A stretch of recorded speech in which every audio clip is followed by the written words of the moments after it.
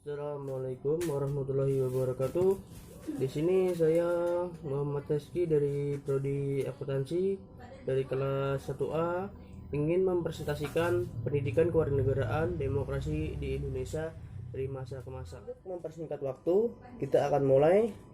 Demokrasi merupakan salah satu upaya untuk mewujudkan kedaulatan rakyat di mana rakyat memegang kedaulatan tertinggi dan diikutsertakan dalam pemerintahan suatu negara.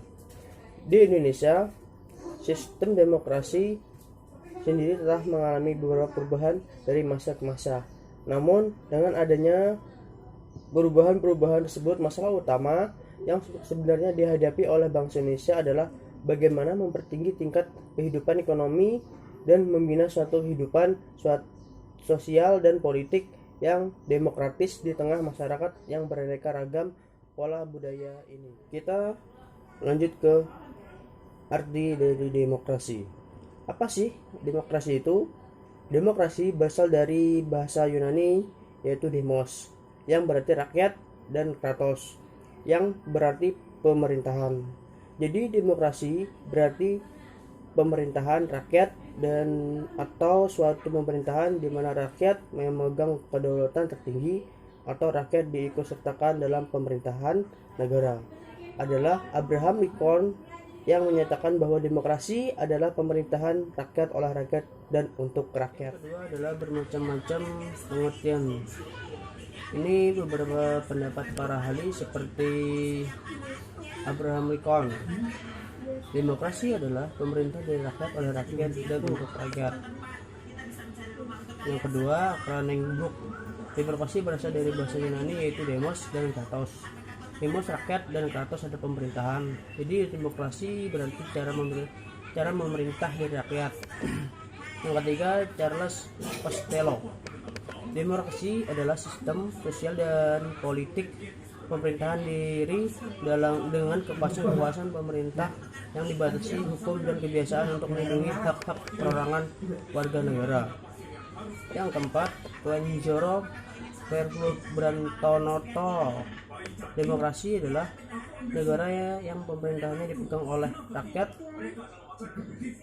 Yang kelima, Harris Schultz. Demokrasi adalah pemerintahan rakyat karena itu kekuasaan melekat pada rakyat. Yang keenam, jadi kesimpulan di atas itu adalah pemerintahan yang berasal dari rakyat, dilakukan oleh rakyat dan dipergunakan untuk kepentingan rakyat. Yang ketiga, kita akan membahas tujuan pendidikan demokrasi. Pendidikan demokrasi merupakan suatu upaya yang dilakukan oleh negara dan masyarakat agar mampu mendapatkan generasi muda yang memahami, menghayati, dan mengamalkan dan mengembangkan konsep, prinsip, dan nilai demokrasi sesuai dengan peran dan statusnya dalam masyarakat. Pendidikan demokrasi dapat diperoleh melalui pendidikan formal atau seperti di sekolah ataupun di perguruan tinggi. Pendidikan non formal seperti pendidikan di luar sekolah, dan pendidikan informal atau pergaulan di rumah. Tujuan adanya pendidikan demokrasi adalah mempersiapkan warga negara agar berperilaku dan bertindak secara demokratis melalui aktivitas yang dilakukan dan sekaligus menanamkan pada generasi muda akan pengetahuan, kesadaran, dan nilai-nilai demokrasi. Salah satu sarana yang harus dapat digunakan untuk mewujudkan pendidikan demokrasi adalah melalui pendidikan kewarganegaraan yang dijadikan sebagai mata pembelajaran di sekolah maupun mata kuliah di perguruan tinggi. Selain melalui pendidikan kewarganegaraan, pendidikan demokrasi di perguruan tinggi juga dapat diperoleh melalui organisasi kemahasiswaan. Selanjutnya kita akan membahas tentang perkembangan demokrasi dari masa ke masa. Perkembangan demokrasi di Indonesia telah mengalami pasang surut di masa ke masa.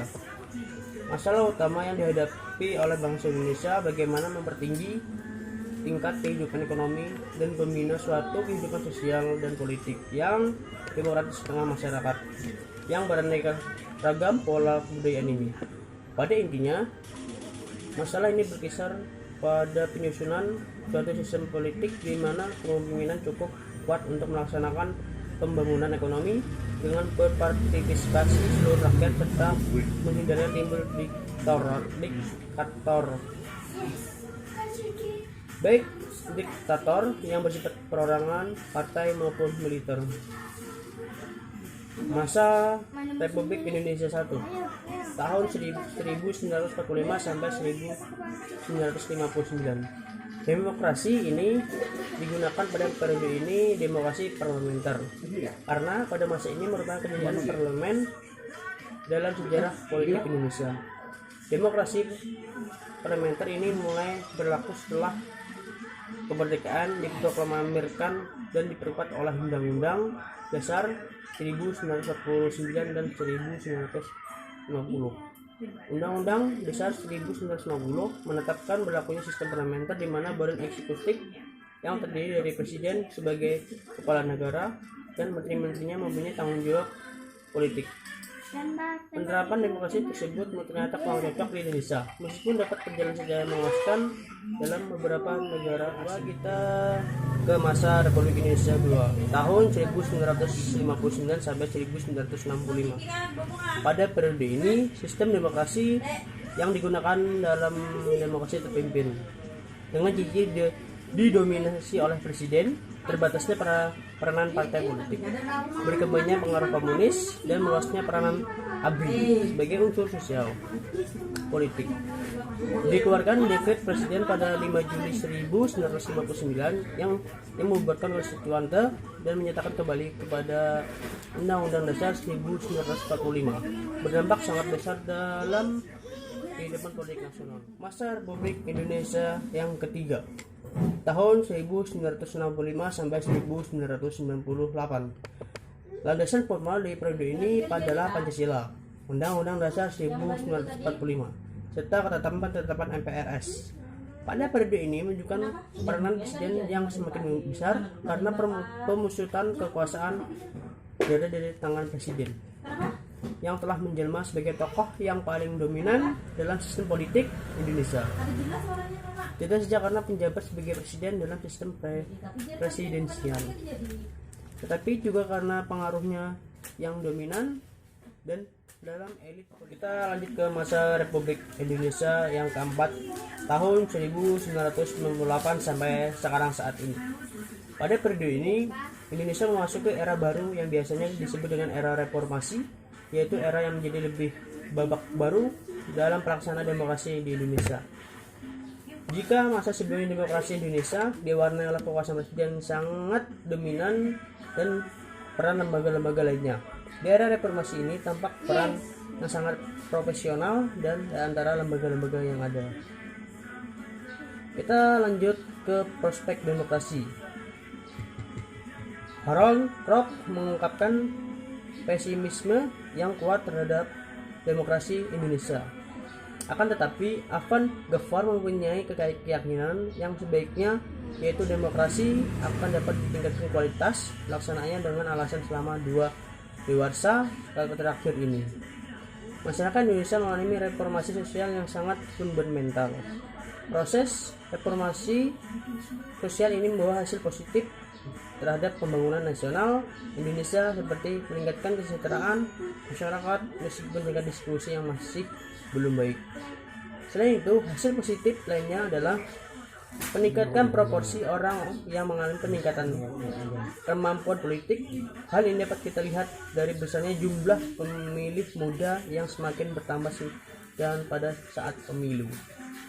Pemilih pemuda tersebut adalah generasi baru yang mempunyai pengalaman politik yang berbeda, yang mengalami sosialisasi atau pendidikan politik serta memiliki aspirasi dan tuntutan politik yang berbeda pula dari generasi-generasi sebelumnya. Dari presentasi saya, di sini saya akan menyimpulkan presentasi yang di atas tadi.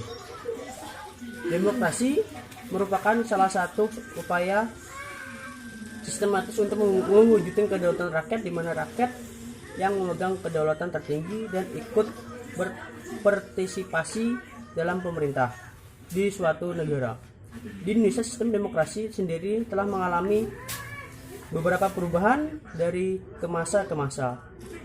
Di Indonesia sistem demokrasi sendiri telah mengalami beberapa perubahan dari masa ke masa, mulai dari demokrasi parlementer, demokrasi terpimpin, dan demokrasi Pancasila era Orde Baru, dan demokrasi Pancasila era reformasi. Masalah utama yang dihadapi oleh bangsa Indonesia dalam sistem demokrasi adalah bagaimana mempertingkat kehidupan ekonomi dan membina suatu sosial dan politik yang demokratis di tengah masyarakat yang beraneka ragam pola kebudayaan ini.